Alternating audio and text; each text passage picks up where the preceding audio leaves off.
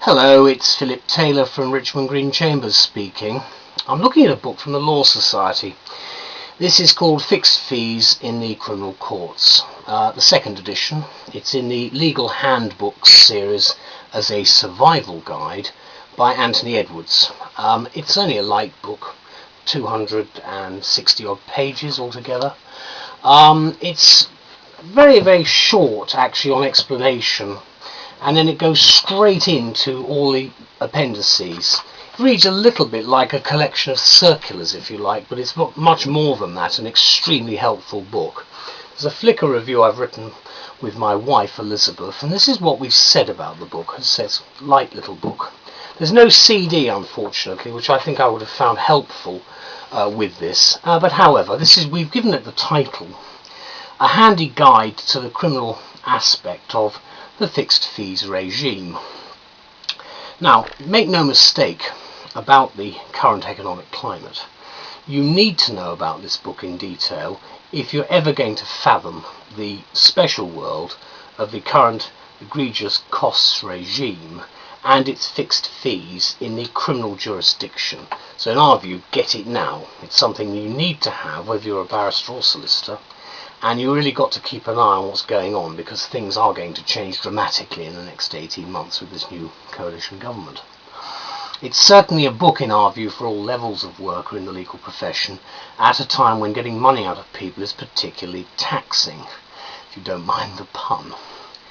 Never in the field of human endeavour has so much time been spent on extracting, in many cases, such small sums of money in this unnecessarily complex area of payment policy, an area Anthony Edwards is a renowned expert in and explains so well to us, and I'm very grateful to him for the way in which he's put this together, because it gets straight to the point and there's no messing about.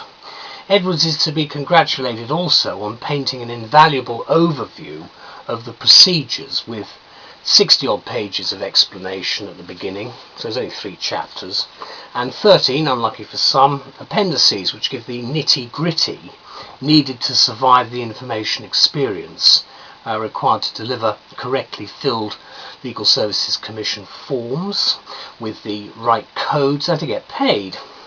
It's a book about detail which gets to the point directly with a minimum of fuss, so your clerks and costs persons have the codes and guidance in this confusing admin area. And remember, you've got to keep an eye on what's happening.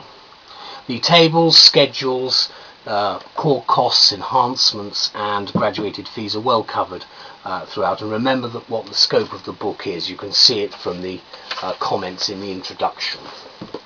It's one of the few books, in my view, which needs no index. It doesn't have one, because the appendices set out logically how to find what you're looking for with suitable expert guidance, and it's all in one place. That's what helps for the criminal jurisdiction.